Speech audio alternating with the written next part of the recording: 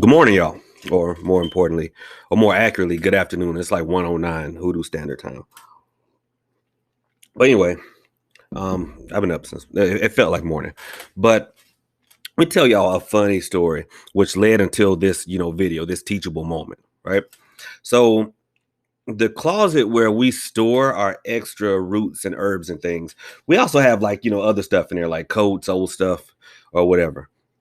So, we've been going in and out of that closet because that's where we put like our workout bags and stuff like that.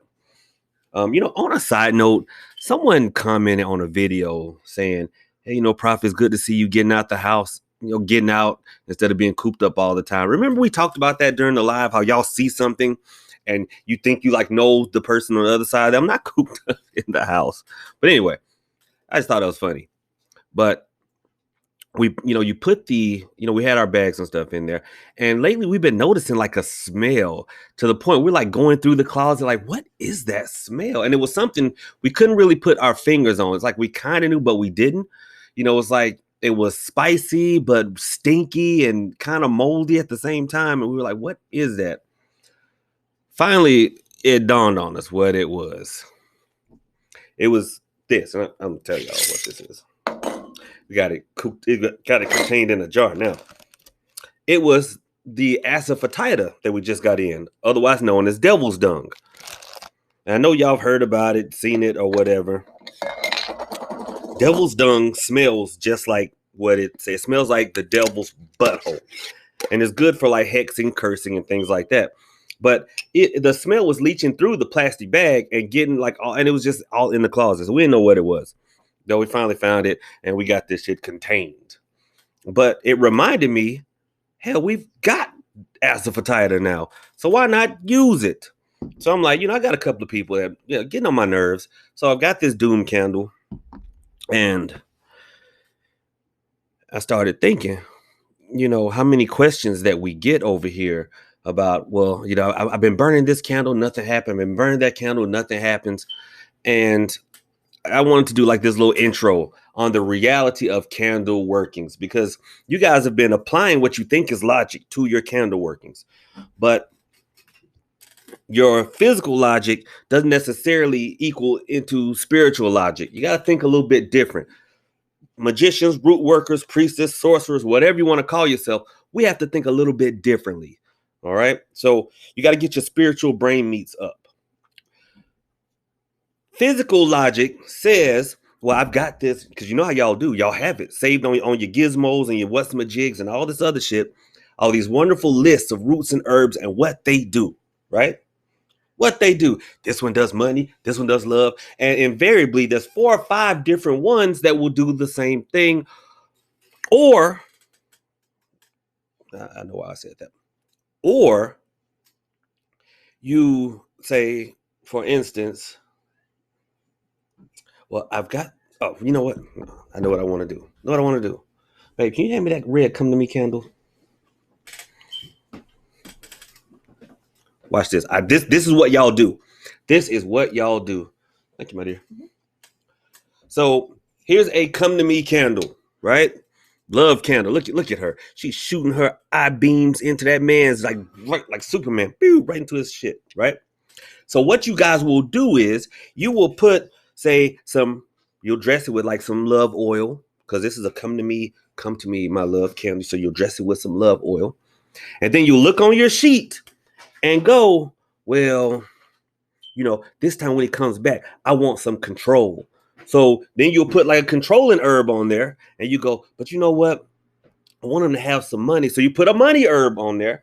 And then you like, but I know he dealing with Shaniqua around the corner. And you read that if you put black dog hair and black cat hair together, it'll cause a breakup. So you put that in there. You see, so you're applying your logic and going, you know what, that makes sense.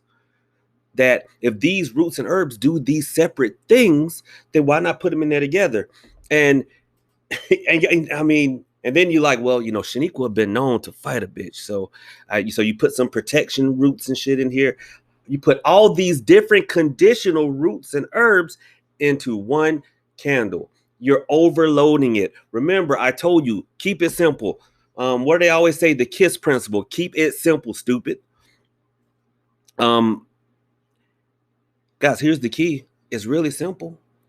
Whatever manner of candle that it is, only use those types of roots and herbs. You can't have one candle doing a million different things, because invariably what happens is, because remember we told you the universe is very simple. It's very simple. Like, imagine you were lost.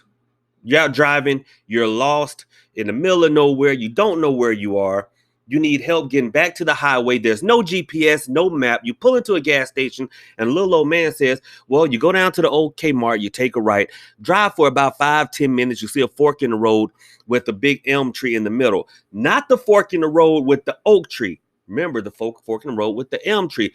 Go make a left past the old Johnson place. You can tell because it's got the red barn, not the maroon barn, the red barn. Keep on going for about 10 minutes. Make 2 lefts, a right, 2 more lefts, 3 more rights, and drive for about another hour, and boom, you can't miss it. Did you get that? Probably not. I wouldn't have got that. Okay, I wouldn't have got it. But that's basically what you're telling the universe when you're doing it that way. You're putting all these different things, and it's like, what? Here's the thing. You have like one mission that you want accomplished. One mission. Keep that mission in mind. Every little root and herb that you got, that's a side mission. That's a separate working that you got to do. And guess what? When you put all these separate missions together for one common goal, what do you have? A ritual. See how easy that was? Y'all like want to buy these books and like, how do I create these fancy rituals? A ritual is nothing more than something you're doing continuously, and magically, a ritual is a bunch of small works combined for a common goal. That's why when so many of you guys ask me in Divinely Appointed, well, what kind of, y'all mind me asking, what kind of magic are y'all going to use? The truth is we don't know.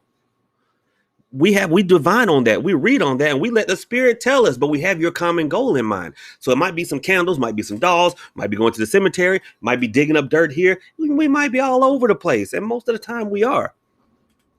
But it's a bunch of small things put together for one common goal.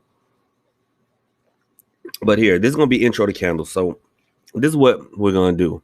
I'm going to show y'all one way.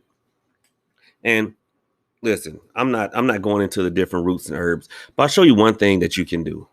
All right. To like, just say for the sake of like, come to me, right? Try that. Hold on. Look, let me get set up. Shit. Okay. Now, this is going to be very simple, but I'm keeping it simple for you guys that are just starting. Y'all love y'all some damn candles. All right.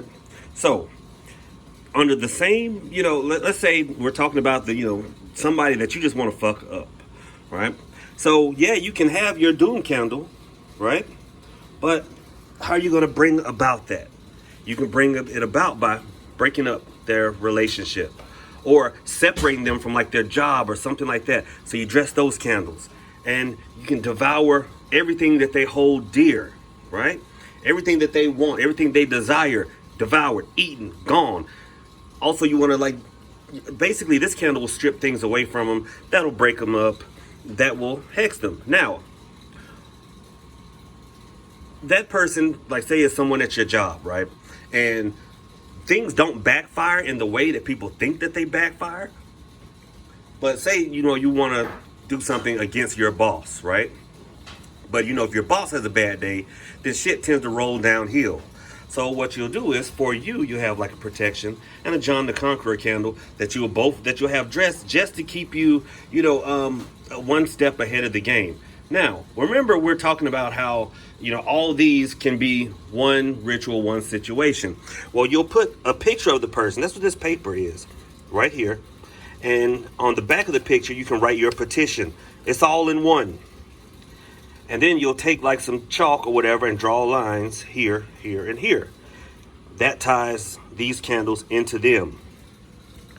A picture of you will be here up under these. This will be like your wall of protection. So no matter how bad their day it gets, or no matter how bad their week, month, year, or life gets, look, they won't be able to affect you. And every day you'll light these candles one by one, and then you'll pray over each one, and then you'll extinguish them one by one, and then you'll do it over again and over again. Some people will want to burn them all the way down at one go. That's fine. Some people light them, for an hour a day until they're all gone. That's fine too. But the key is the same thing, same time. And if it's work to tear something down or something negative, no, it's not working by the moonlight or shit like that. What you want to do is you want to wait until sunset. When the sun is going down, that's how you strip away or do something negative. All right? So it's not just piling all these things, ways to into one candle, right? No, you do several workings, and then boom, you've got one ritual or one working. All right. Hope that makes sense. I'm gonna go more in depth, but here's an intro. And look, stop overloading that one little candle with all these different conditions that y'all wanted to do. Stop being cheap. Stop being lazy. That's the main thing. Stop being lazy and get out and do the work.